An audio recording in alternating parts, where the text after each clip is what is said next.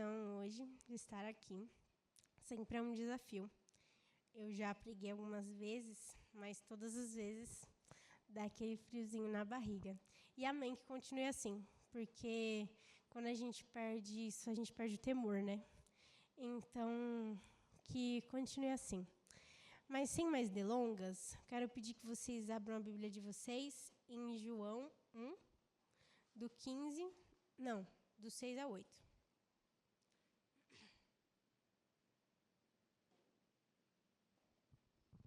João 1, obrigada, do 6 a 8.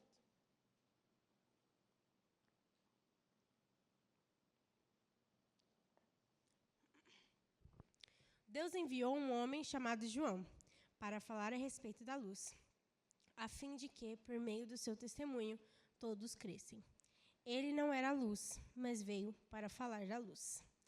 Então, aqui, o evangelista João está falando de João Batista, outra pessoa que também se chama João. João Batista é uma figura muito conhecida pelos cristãos. Ele foi o precursor do Messias, aquele que foi enviado para preparar o caminho para o Messias. E essa era a forma com que ele se apresentava. Todas as vezes que alguém vinha atrás dele, era assim que ele se apresentava, como aquele que clamava e proclamava o arrependimento.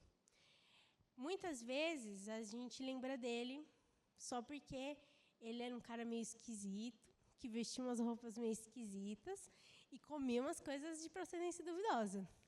Mas João é uma figura extremamente importante para nós cristãos, porque ele é um exemplo de intimidade e de obediência a Deus. João era filho de Zacarias e Isabel. Zacarias era sacerdote e Isabel também era da linhagem sacerdotal. E eles já eram de idade, eles já eram velhos quando eles receberam João. E Zacarias duvidou que isso pudesse acontecer, porque quando João foi nascer, um anjo veio a Zacarias, enquanto ele entrava, ele foi sorteado para entrar no templo, e um anjo veio até ele nesse momento para dizer para ele que ele teria um filho, que ele chamaria João. E Zacarias duvidou que isso pudesse acontecer, porque ele já era de idade, a esposa dele já era de idade, eles nunca tiveram um filho, o que é curioso, porque isso já aconteceu antes. Zacarias, sendo um sacerdote, conhecia muito bem a palavra de Deus e sabia que isso já tinha acontecido. Mas, mesmo assim, ele duvidou daquilo que o anjo estava dizendo para ele. Ele duvidou que ele poderia ter um filho e, por isso, ele foi calado. Ele ficou sem poder falar até que João nasceu. E é interessante observar que João não veio como um bebê qualquer, justamente porque ele foi prometido, não só pelo anjo, mas também por Isaías. Em Isaías 40 vai dizer que vem a voz que clama no deserto, faça um caminho reto para o Senhor. Ele era prometido desde muito antes dele nascer. E quando o anjo veio falar a Zacarias, ele disse o seguinte, em Lucas 1, 15, 17. Do 15 ao 17. 1 Lucas 1. 1 Lucas, meu Deus. Está aqui marcadinho no meu papel. 15 a 17. Pois ele será grande aos olhos do Senhor. Nunca tomará vinho nem outra bebida forte. Será cheio do Espírito Santo antes mesmo de nascer. Fará muitos israelitas voltarem ao Senhor, seu Deus. Será um homem com o espírito e o poder de Elias. E preparará o povo para a vinda do Senhor. Fará o coração dos pais voltar a seus filhos e levará os rebeldes a aceitarem a sabedoria dos justos. Então, ele foi prometido. E quando o anjo veio de encontro a Zacarias para dar essa notícia, ele deixa uma coisa muito clara, que a gente vai ver também no primeiro versículo que eu li. Em João 6, ele vai dizer que Deus enviou um homem chamado João. Então, ele foi enviado com esse propósito. Ele foi enviado para ser essa voz que clama no deserto. Mas João também era um ser humano. Ele poderia muito bem ter rejeitado aquilo que o Senhor colocou para fazer. O Senhor o enviou porque ele sabia que João cumpriria aquilo que ele foi proposto. Mas ele podia ter rejeitado isso. Ele era um ser humano. E ele podia ter feito isso porque cumprir um chamado não é fácil. João, imagina a responsabilidade que ele deveria sentir. Ele foi prometido há milhares de anos atrás. Um anjo veio falar ao pai dele que ele seria essa pessoa. Então, assim, ele tinha uma grande responsabilidade sobre ele. E ele poderia ter falado, vou me envolver com isso não. Porque dá muito medo fazer, às vezes, as coisas que o Senhor está pedindo para a gente. Porque a gente, para seguir o nosso chamado, muitas vezes a gente vai precisar de coragem. Muitas vezes não, em todas. A gente vai precisar de coragem, de dedicação, de obediência e de renúncia. E muitas vezes a gente morre de medo de fazer o que o Senhor está pedindo, porque às vezes é uma coisa que a gente não se acha capaz de fazer. E sendo João chamado antes mesmo de nascer, ele poderia ter hesitado. Mas mesmo assim, ele sabia com quem ele estava. Ele estava com o Espírito do Senhor, ele tinha o Espírito do Senhor antes mesmo de ele nascer. Então, ele estava muito bem assegurado, eu diria.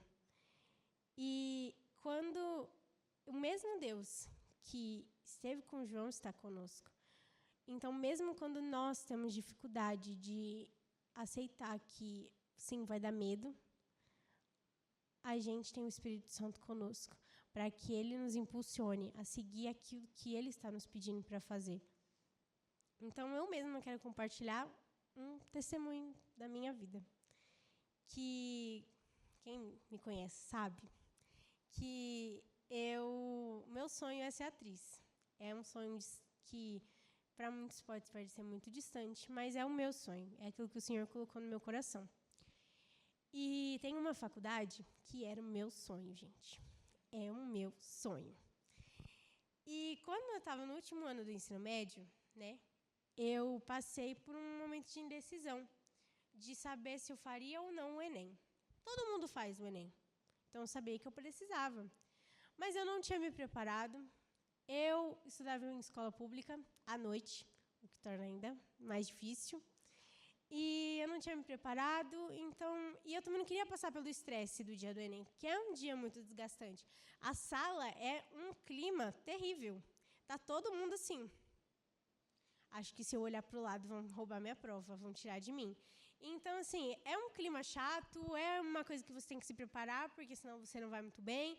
Então, eu não estava meio... Na verdade, já tinha me decidido que eu não ia fazer. Só que eu recebi um direcionamento do Senhor num culto de mulheres, que, inclusive, eu tinha feito aqui uma esquetezinha, até com a Ju no dia. Acho que ela estava com essa mesma roupa, inclusive, porque eu tenho a foto. E a gente fez esse sketch, e eu cantei e tal. E quando isso acabou, eu fiquei muito, muito emocionada, muito tocada pelo Senhor. E eu me lembro de ir no banheiro e lá ele me dizer que eu deveria sim fazer o Enem, que eu iria sim, e que ele resolvia o resto. Falei, eita, então tá, né? Eu já tinha me decidido, mas se Deus falou, tá falado, né? Não sei para vocês. Então, decidi ir, sim, fazer o Enem. Cheguei, fiz piriri pororó, passou, apliquei a minha nota no ProUni para a faculdade dos meus sonhos. Artes Cênicas, não sei se eu posso falar o nome da universidade, né? Mas e daí? Artes Cênicas, é o que importa, gente. Na universidade que era o meu sonho, porque o curso é muito bom, enfim. Coloquei, não passei. Falei, eita, não foi dessa vez. Superei, comecei a trabalhar como jovem aprendiz. Para quem nunca trabalhou como jovem aprendiz, a gente tem 4 dias de trabalhar na empresa e um dia em que a gente faz um curso, tipo assim, teórico, e a gente se reúne lá e a gente faz esse curso. Ok. Nesse curso, eu fiz algumas amizades que eu quero guardar no meu coração para sempre. E uma delas, no meio do ano, passou por um momento muito turbulento da vida dela. Passou por um momento muito complicado. E nesse processo, eu vi uma forma de apresentar Jesus para ela que ela não tinha conhecido antes. De uma forma que ela não conhecia Jesus. E ela veio aceitar Jesus. Ela aceitou Jesus. E, na mesma época, meio do ano, eu falei, e é relevante porque abre a inscrição do ProUni, parte 2, segundo semestre. Apliquei a minha nota. Falei, não passei no primeiro, acontece que eu passei no segundo semestre. Só que, ao mesmo tempo, outras coisas vinham acontecendo. E o Senhor me disse muito claramente que eu deveria continuar onde eu estava, no meu trabalho onde eu estava. Então, eu abri mão de ir para a faculdade, que era dos meus sonhos, para seguir aquilo que o Senhor estava me falando para fazer, que era continuar no meu trabalho e no curso de jovem aprendiz. E não foi muito fácil fazer isso, mas eu não me arrependo, porque eu sei que foi a melhor escolha que eu poderia ter tomado. Hoje eu vejo que, em todos esses meses que eu passei com elas, eu plantei muitas sementes que eu sei que o Senhor vai brotar. Eu vejo que, eu tenho um motivo que eu vou ter que me despedir delas em alguns dias. Eu vejo que o Senhor fez algo ali que eu não poderia ter feito em outro lugar. E eu sou grata por não ter seguido o que o meu coração queria, mas o que o Senhor me pediu para fazer. Foi a melhor decisão que eu poderia ter tomado. E eu entendo isso hoje. E eu sei que as sementes que o Senhor plantou ali, através da minha vida, serão regadas e cuidadas por Ele. Pode ser que eu mesma não colha, mas Ele vai fazer algo ali. E muitas vezes aquilo que o Senhor pede para a gente fazer, vai fazer a gente abrir mão das coisas que a gente tem, abrir mão de coisas que a gente quer e de privilégios. E isso foi o que João fez. Ele era filho de Zacarias, um sacerdote. Ele era alguém muito respeitado. Zacarias era uma pessoa relevante na sociedade. E João poderia ter se aproveitado dessa situação até para falar de Jesus. Ele já estava nele, já era filho do sacerdote. Ele poderia ter usado dessa posição de privilégio e não de poder, mas de influência para alcançar as pessoas. Mas o que ele escolhe é ir para o deserto, se isolar, vestir roupas que as pessoas não vestiam, comer uma dieta que nem todo mundo comia, viver uma vida diferente, viver uma vida que não era o comum. E em tudo que ele fazia questão de cumprir o seu chamado. Ele fazia questão de apontar para o Messias, porque era isso que ele tinha sido chamado para fazer. E como a gente sabe, e eu já disse, João era esquisitinho. Ele era uma pessoa excêntrica, para não falar que ele era esquisito, né? Ele falava de forma bruta com as pessoas, ele chamava as pessoas de raça de víboras. Ele não falava amorosamente com as pessoas. Ele usava pele de animais como roupa. Ele comia gafanhoto e mel. Ele ficava no deserto, isolado. Ele era alguém que era esquisito. Mas isso fazia com que as pessoas que fossem até ele fossem por um motivo. As pessoas não iam até ele porque ele fala tão bonito. Ele fala tão amoroso, gente. Vamos lá no deserto, sair de onde nós estamos, da cidade do conforto, vamos ao deserto, ouvir o que João tem para falar. No quente, sem água, sem comida, ou um gafanhotinho que ele vai dar para a gente. Ou não, porque ele não me parece da pessoa que dividia o lanche. Então, vamos sair aqui, porque ele fala super meigo. As palavras dele são tão fáceis de ouvir. Não, ele dizia, se arrependam. Se arrependam, se arrependam. Se vocês querem ser batizados, se arrependam. E mostrem que vocês estão se arrependendo. Essa era a mensagem dele. Então, todos que chegavam para ele era sabendo da forma como ele se comportava, era sabendo da forma como ele vivia e entendendo que essa era a mensagem. E eu quero aceitar essa mensagem, porque eu me arrependo, porque eu quero ser batizado. Então, esse homem vivia em tanta verdade com que ele pregava e tanta intimidade com Deus, que as pessoas procuravam ele para serem batizadas. As pessoas saíam da cidade, iam até ele, ouviam ele chamar elas de raça de víboras para aceitarem ser batizadas, porque acreditavam naquilo que ele estava falando, acreditavam que era verdade. E quem convencia? O Espírito que estava sobre ele.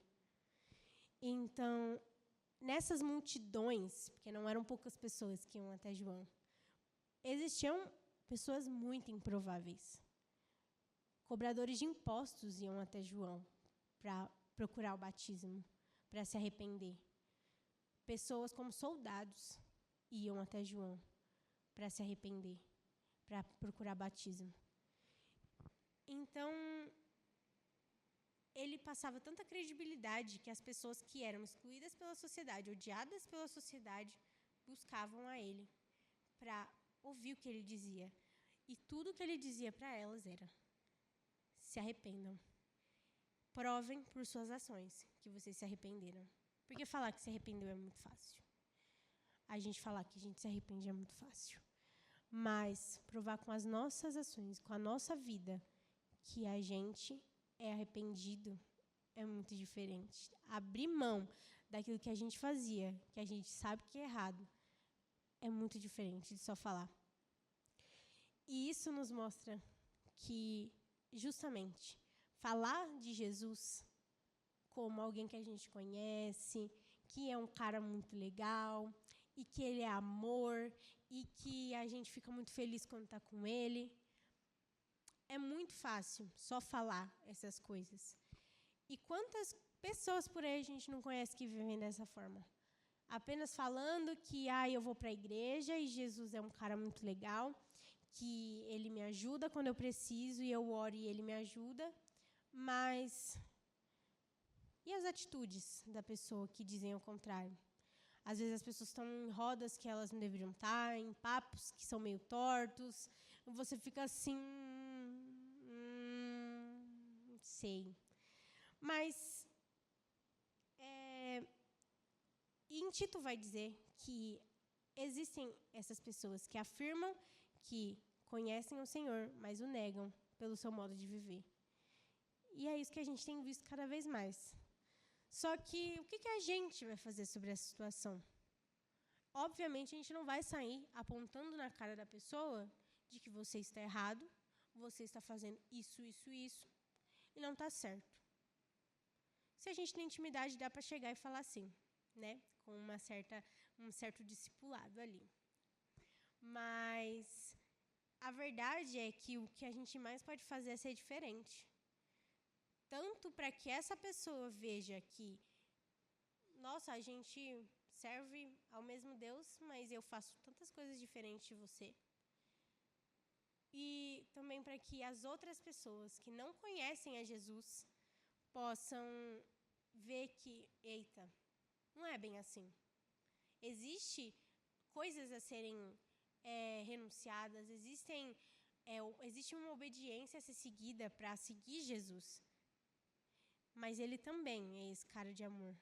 Ele também é esse cara de acolhimento. E também mostrar com a nossa vida esse cara de acolhimento, esse Jesus que ama as pessoas. Porque ele é isso de fato. Ele nós sabemos, de caminhar com Jesus, nós sabemos a quem nós servimos. Nós sabemos que Jesus é sim amoroso, ele é misericordioso, ele é cheio de graça.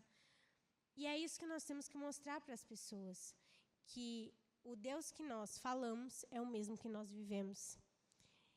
E quando a gente, sempre falam que quando a gente anuncia que é cristão em algum lugar, as pessoas nos observam muito mais. Isso é verdade.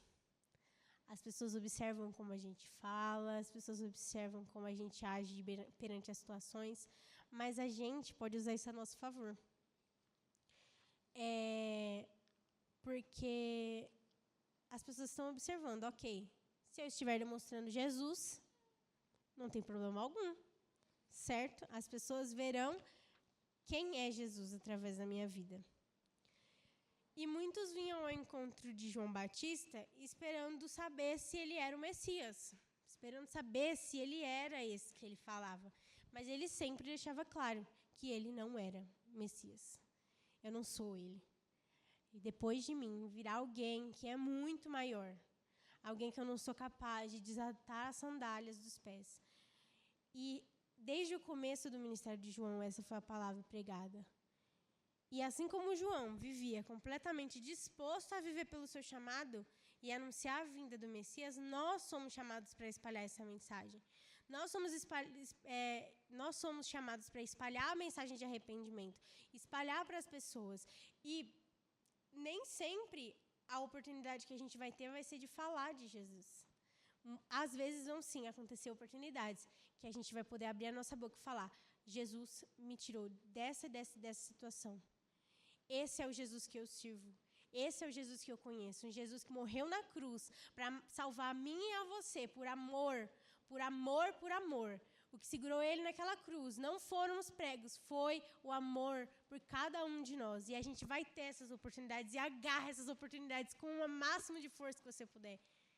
Mas nem sempre vão ser essas oportunidades. E na maioria das vezes, a oportunidade vai ser de pregar Jesus com a sua vida. Pregar Jesus quando o pessoal estiver falando besteira e você estiver quieto. Pregar Jesus quando acontecer alguma coisa que te estressou, você não vai sair xingando. Você vai se acalmar e vai tratar as coisas com mansidão. Vai ser quando alguém te fizer algo e você não se irá com essa pessoa. Por mais difícil que seja, vai ser você tomar com calma aquilo que está acontecendo e pensar. Vai se apresentando o amor que as pessoas não conhecem. Um Jesus que cuida, que salva, mas também que pede que nós abramos mão de coisas nas nossas vidas. E nós sabemos que é muito difícil carregar essa responsabilidade. Mas nós não temos medo, não temos razão para temer. Nós não temos razão para temer enquanto o Senhor estiver conosco. Porque, de fato, é uma responsabilidade. Nós somos humanos ainda. Nós somos completamente falhos. Mas, enquanto nós buscarmos ao Senhor, nós seremos mais parecidos com Ele. Quanto mais nós buscamos, mais parecidos nós somos. E cabe a nós manter a chama do nosso relacionamento com o Senhor acesa, para que nós sejamos cada vez mais parecidos com eles. E que, assim como João Batista, nós possamos viver o propósito que o Senhor nos entregou. Cada um de nós aqui tem algo que o Senhor nos chama para fazer. E se ainda existe alguma coisa que nos prenda, algum medo, alguma renúncia que a gente precisa fazer, que nós possamos clamar ao Senhor por isso. Porque o nosso Deus é muito grande. O nosso Deus é de tamanhos inimagináveis. Ele é grande, Ele é poderoso, Ele é salvador e Ele também é misericordioso. Ele também é cheio de graça e cheio de amor por cada um de nós. O Senhor é de imensa beleza e grandeza, mas Ele se importa com as criaturas dEle. Ele se importa com o choro que nós temos que chorar, com a dor que nós temos sentido. Esse é o Senhor que nós servimos, um Deus que nos ama e que está completamente disposto a ouvir as nossas súplicas. E se essas súplicas forem: Senhor, eu estou com medo. Senhor, me capacita, porque eu não sou capaz de fazer isso sozinho. É essa a súplica que Ele quer ouvir.